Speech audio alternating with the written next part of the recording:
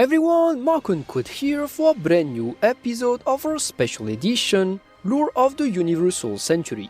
Today we are going across the entire UC in an attempt to answer a particular question, which is...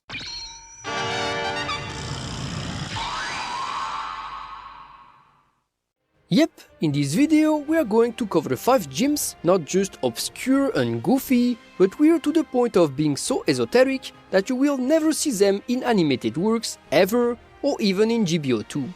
But let's start from the beginning to refresh our minds. What is the GM exactly?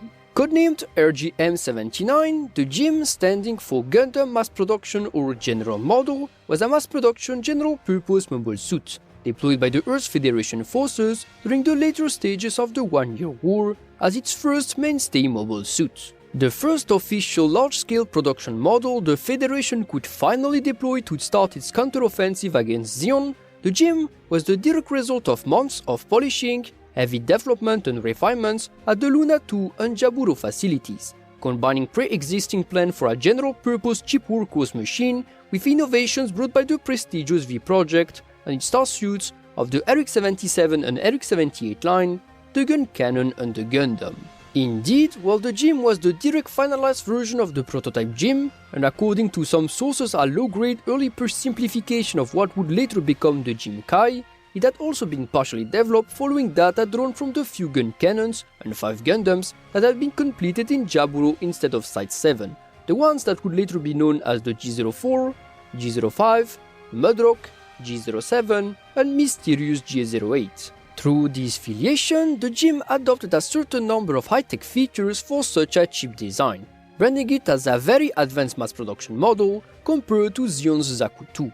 First of all, the GM was the first mass production mobile suit coming with a standard beam-based arsenal, with its 1250 kilowatts of generator output, fully supporting the use of ECAPS-based weaponries, such as the Gundam own beam rifle, or more often, its own pistol-like beamed weapon, the beam spray gun.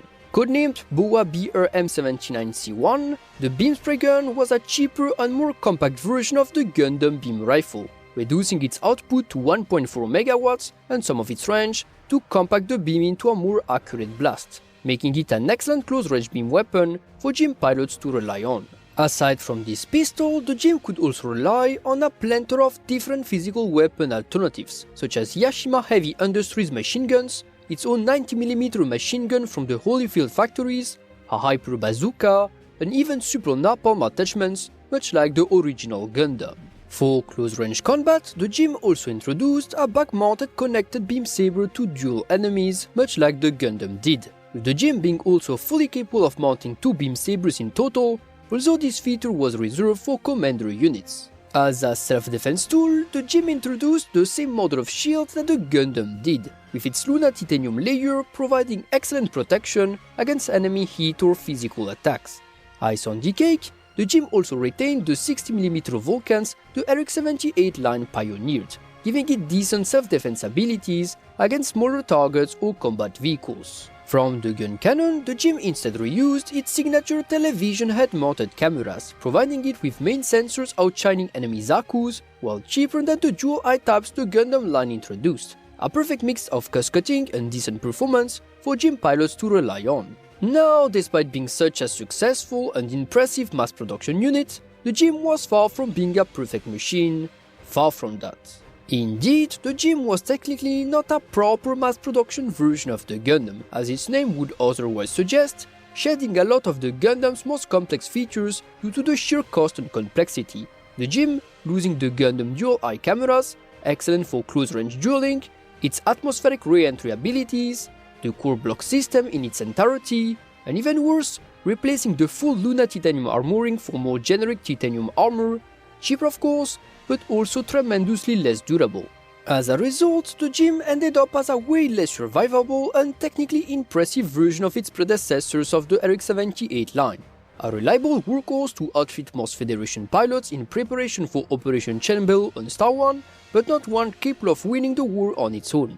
The GM outshined technically the Zaku and Rigdom in many ways, but still lag behind some Zeon models, such as the Rigdom and later models due to experience and battle doctrine, with GMs still needing rear support from the bolts and battle experience they gained later on to really push forward the Federation war efforts. Nonetheless, combat data collected by the RX-78-2 of the White Base and its signature learning computer would significantly speed up the training process, enabling even novice pilots to use the GM reliably due to the Gundam's extensive combat data having been copied into the GM database. In itself, the GM would be produced in a very orderly manner, starting with a couple of production-type Gundams manufactured at the Jaburo facility and usually equipped with Gundam weapons, immediately followed by the Type A, the early version of the GM, with 42 units being produced as part of the first batch.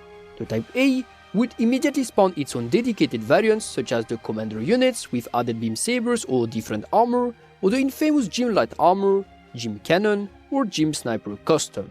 After that, the GM line would continue with the Type B, or Late Type, being produced jointly by Jaburo, Luna 2, the Augusta Labs, and the recaptured California base, with the California base on Jaburo taking care of the production line of the earliest of those late units, with a 288 units production run. This RGM-79B would serve as the base for the continuation of the GM variants, notably the C-Series, so the GM Kai and the GM Land Combat Type, the D-Series with the cool District Types and the Desert GM, and the G-Series with the infamous GM Command and GM Sniper 2. This would bring a total production of 3,800 units for the Federation to use as the one-year war dragged on, with nearly half of them surviving the war and many being modified into GM2s in the post-war years. Over time, the GM line would expand in the post-war years, spawning new variants such as the GM Sniper 3, GM Quell, GM 3, and as the UC-90s were reached, even new kinds of machines such as the J-Gun, Gustav Karl, or Jesta, still fighting for the Federation as members of the RGM line. Even by the late UC, the GM legacy would continue with machines like the Heavy Gun, the J-Gun Normal Type, the James Gun, or even the Javelin, roaming the far edges of UC from the UC 110th to UC 150s. By UC 169, the workhorse of Cyclops, the last Federation task force around, was still the James Gun Kai, itself a pro-descendant of the original GM. And that's not even speaking about the freedom. Nonetheless, the GM would also spawn an entire family of related variants that would, however, be far away from the simplicity and conventional aspects of the GM family. Esoteric mobile suits that could barely fit the criteria of GMs and dwell in the profundities of the most obscure and niche non-animated works of UC. In this video, we'll cover 5 of those mobile suits, so be prepared to open your mind about their weirdness. Enough setting for today, let's get to our fever dreams. The AG, one beast of a mechanical design, a proof of Zion's mighty engineering even when it comes to creating small derpy driller machines.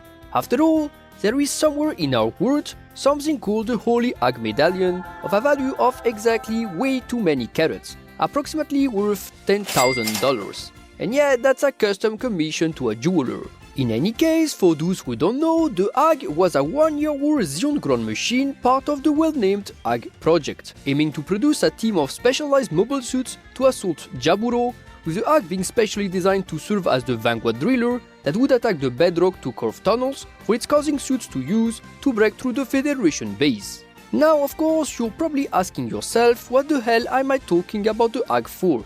We're here for GMs. Well, see, mining and driller machines are a very niche subspecialization of mobile technologies, even more so in UC. However, what if I told you there was actually one GM that filled a niche similar to the AG? Well, meet the infamous RGM-79DR Underground Combat GM, a monstrously crazy yet still a bit conventional machine introduced in the manga Magical Ensign Blaster Mari.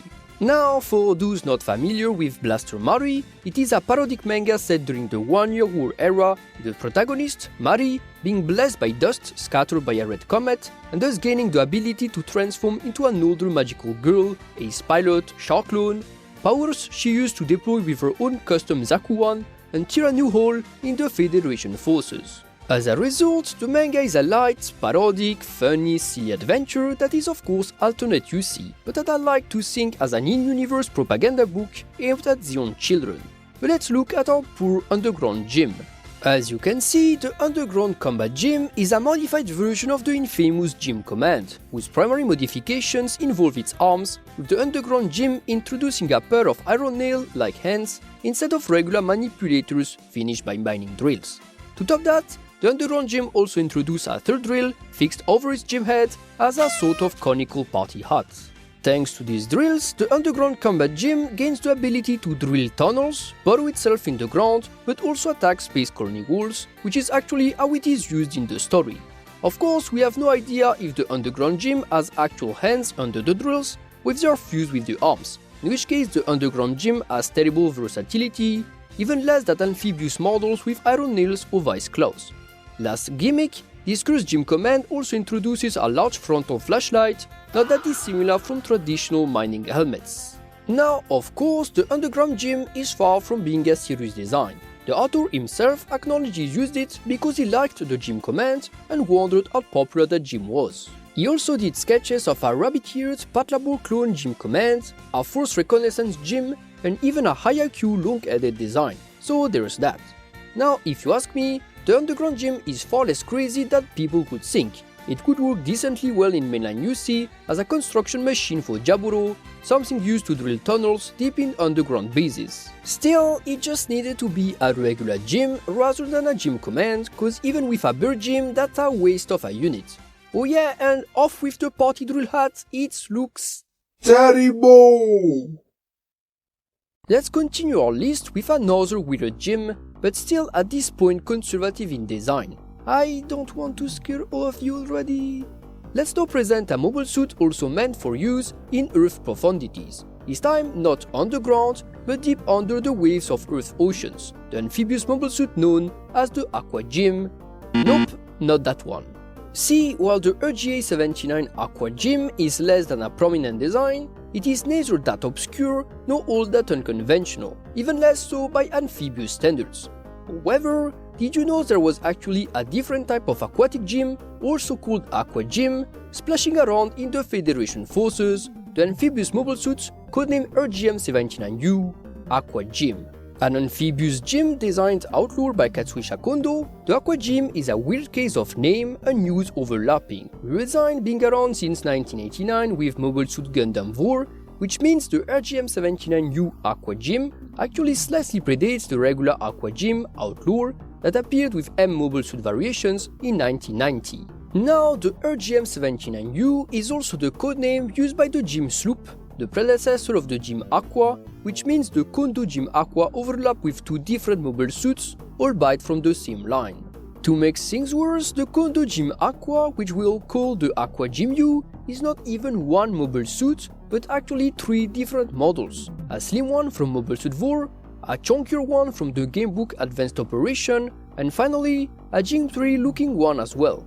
Let's focus on the middle one, the one from Advanced Operation.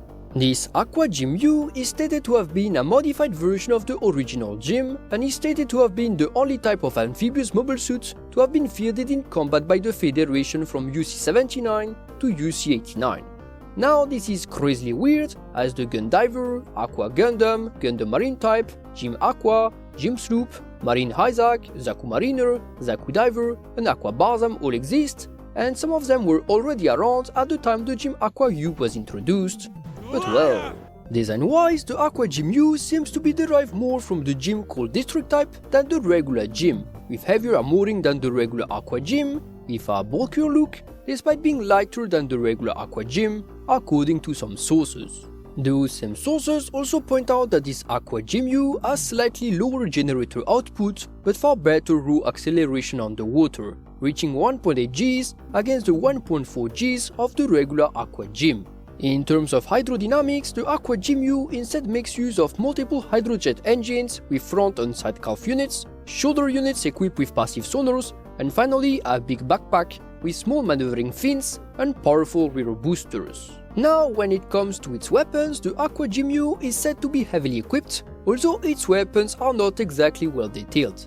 On its big backpack, the Aqua GM-U equips a pair of missile packs, whose tubage is unknown and whose usage is equally mysterious, in the sense we don't know if those fire water-to-water torpedoes or water-to-air cruise missiles. Aside from these, the Aqua GM-U also introduces some sort of harpoon forearm blades, which I personally nicknamed the fishnet cutters, which are likely close combat weapons to use during underwater brawls. Finally, the Aqua GM-U also seems to introduce a pair of Vulcan cannons in the sides of its mouth, similar to the Zakumarin head-mounted Vulcans, although some designs point that those can be either sealed, like the Zakumarin Vulcans, or just exhaust ports. As a final bonus gimmick, the Aqua GM-U also introduces very low-frequency antennas to communicate easily with allied submarines, flashlights for underwater exploration, and even hardpoints to carry additional equipment and weapons. Deployment-wise, this particular Aqua GM was still in service in UC-89,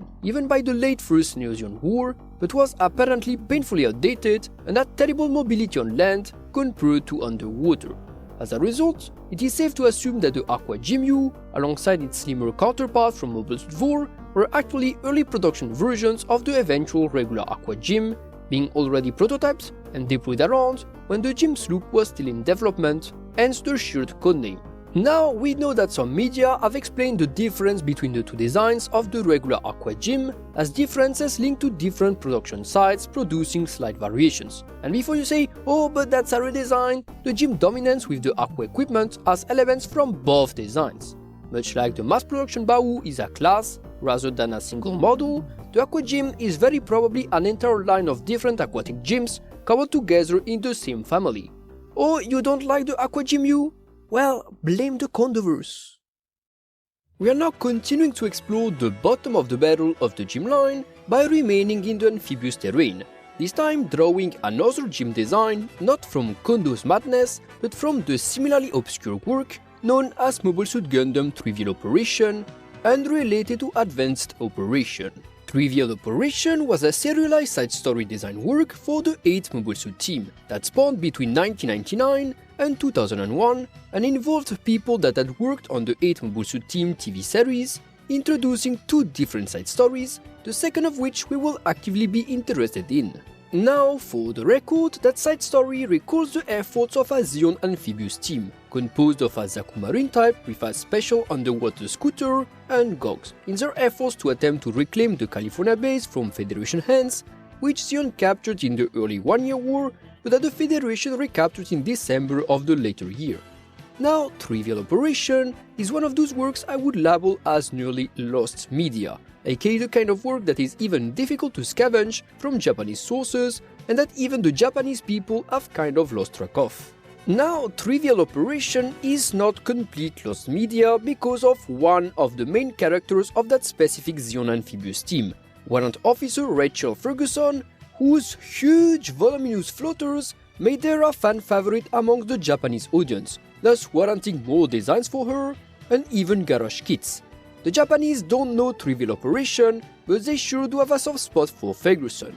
I wonder why. In any case, all this presentation was set up to present one of the antagonist machines that the Zeon team would encounter defending the California base, the derpy creature known as the RGM-79, GM's Submersible Type, that would defend the base tooth and nail alongside its ally, the Gun Cannon Harbor Type.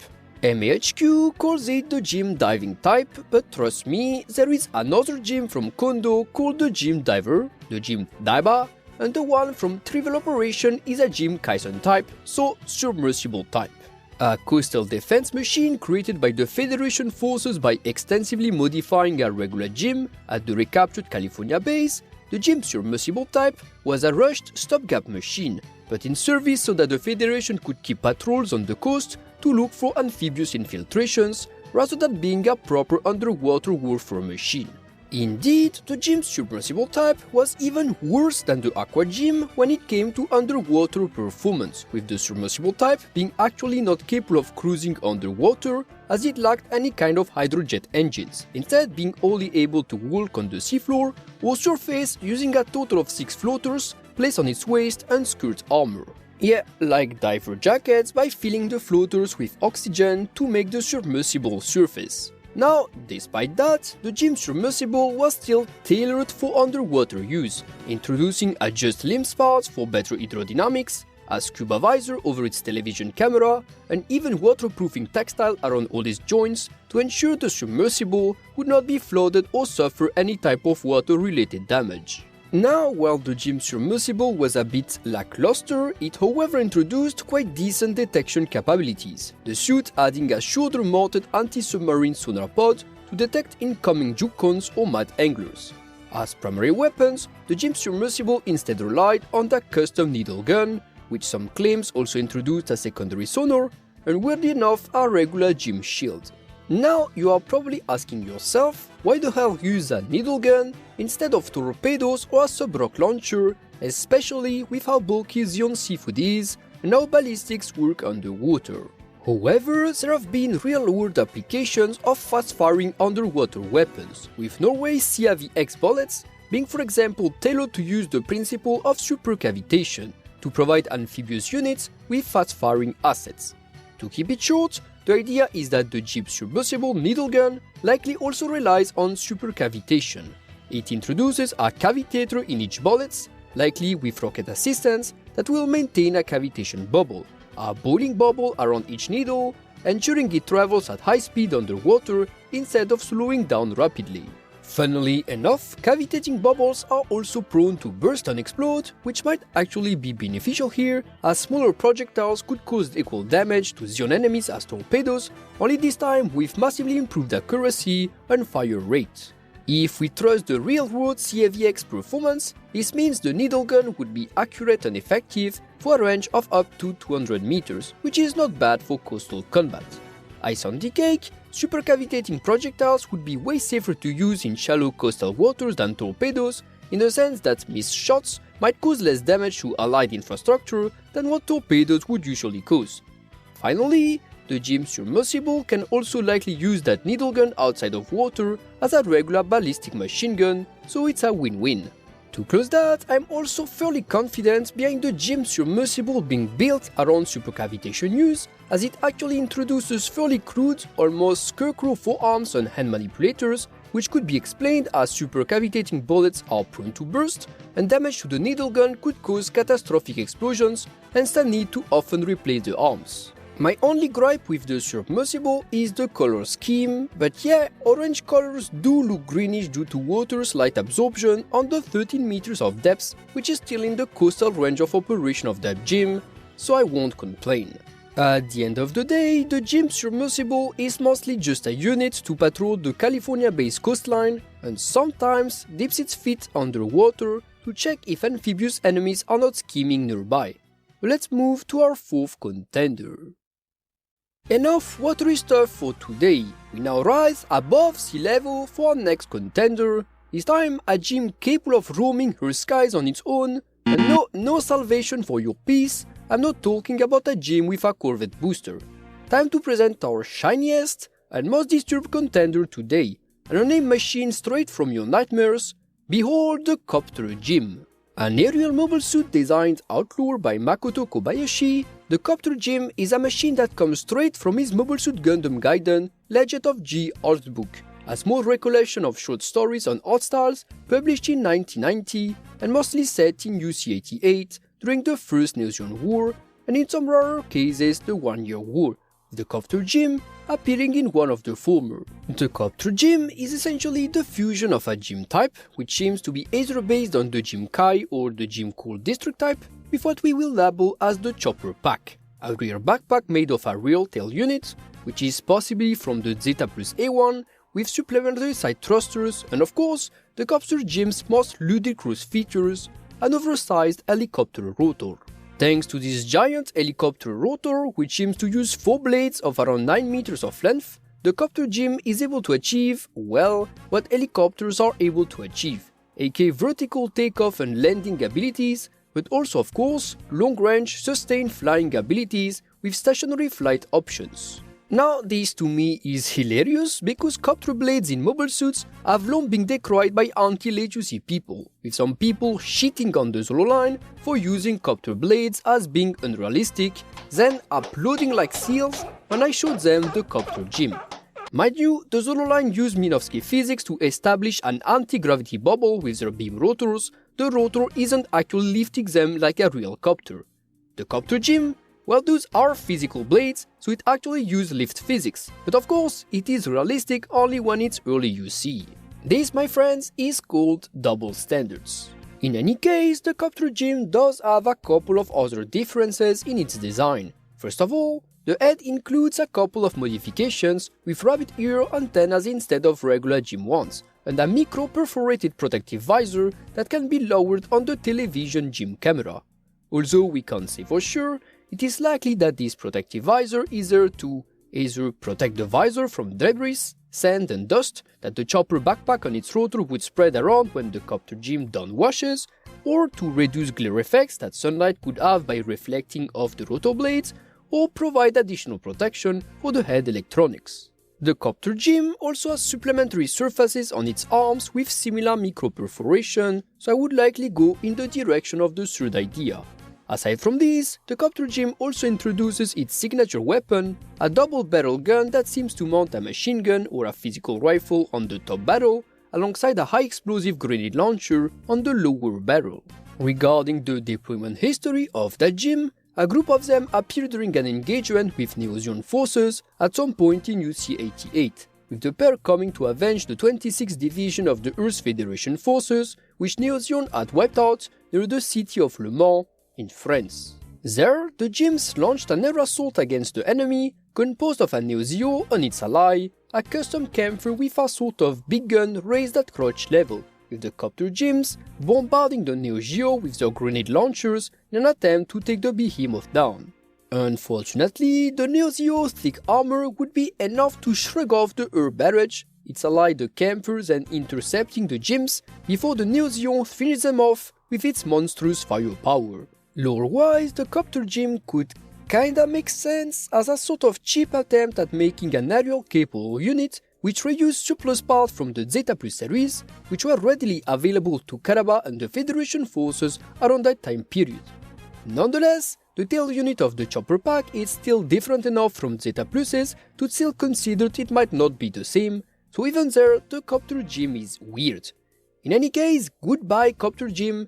Your attack on the Neo-Zeo was valiant but stupid, as is you and your stupid chopper backpack.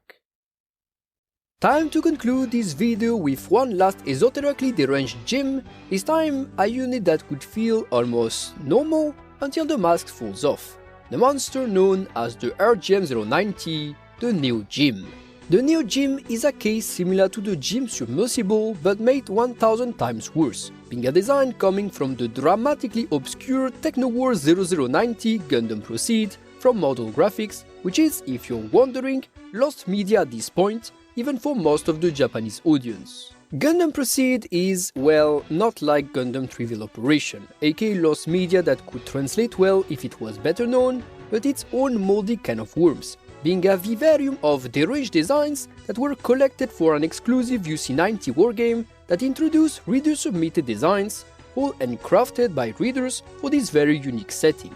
Amongst those submitted and retained things are the local Zaku clone, the 5-legged Dozaku, the mobile armor known as the Slay, the Gasoline-derived Gaga, which reuses Mamoru Nagano's design concepts, the Kseku-derived Dad, which reuses Model Graphics' Kseku Advanced design, or the Tight Lex. There are also more Federation-esque designs, such as the Afin, Box Doll, and of course the titular mobile suit, the Needle, the Shinobi. Now, all these models you see in Gundam Proceed are non-official machines, but ones that were still published in Model Graphics, so an official magazine, to serve as tabletop, or should I say papertop, use. This puts them in a very weird gray area, as being neither fully non-official nor alternative UC, but absolutely not official in any way. So no, don't start spreading misinformation that the Gaga or Dozaku were used by Neo-Zeon in UC-90, they never existed. But it is not far-fetched to instead consider that they were either rejected plans or civilian fan designs that lingered in magazines in that time period.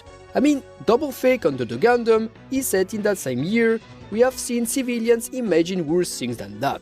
Yet, none of those monsters I mentioned interest us, as we will be going for the most reasonable yet crazy design from Gundam Proceed, the RGM-090 Neo GM. Now, coming from Gundam Proceed and being the most conservative design of it is only half the esotericism of the Neo Gym, with the design itself having quite a charm and yet a lot of ominous vibes. See, the Neo Gym feels right in some way. It's angular like a gym should be, more framed as a UC90s gym should be, and even incorporates double chest intakes and head and limb elements that remind viewers of the novel Gym 3 and Nero, and it's not a surprise, as Sentinel aired around the time Proceed was being cooked. Now, at the same time, the Neo Gym feels wrong the longer you look at it. First of all, the Neo Gym is a sort of case of uncanny valley for the gym. It doesn't remotely look like the novel Gym 3 and Nero when you look at the individual parts, and a lot of its features are brand new and unique. Summed up, a weird case of similar but not enough, and that becomes spooky. Now, the best feature of the Neo Gym comes with its own signature arm-mounted weapon, a thick, short hit rod finished at its tip by a physical cone and stored in a special box in the Neo Gym right hand. This hit rod likely functions like the Goof's as a sick, overrated tentacle and whip, and it is also likely the physical cone can emit some beam blade of some sort, like the RF Goof, or is simply a magnet archon to secure the catch. In all cases, this weapon is actually very interesting, as the Neo Gym is the only gym to adopt the Goof's infamous hit rod ever, but also gives a sort of setting explanation and relevance to this unloved design. See, when we know that the J-Gun came around the same time and owes half its success due to reverting to mobile infantry elements and being a reliable close-range specialist, it makes a lot of sense that another gym competitor would try to fill the niche of a tactical close-range specialist by introducing the signature weapon of the most infamous tactical specialist, the Goof and its hit rod. As a result, it is not crazy to consider that the Neo Gym could likely be another gym type that lost the bid against the J-Gun, but never left the concept stage. I mean, after all, the Gym 3 power type, Jada and High Pass, which is the JIT predecessor, all suffered a similar fate, so there has been a precedent. Aside from that, the Neo Gym comes with standard Vulcans and a single beam saber. But yeah, esotericism considered, it's still a gym at the end of the day.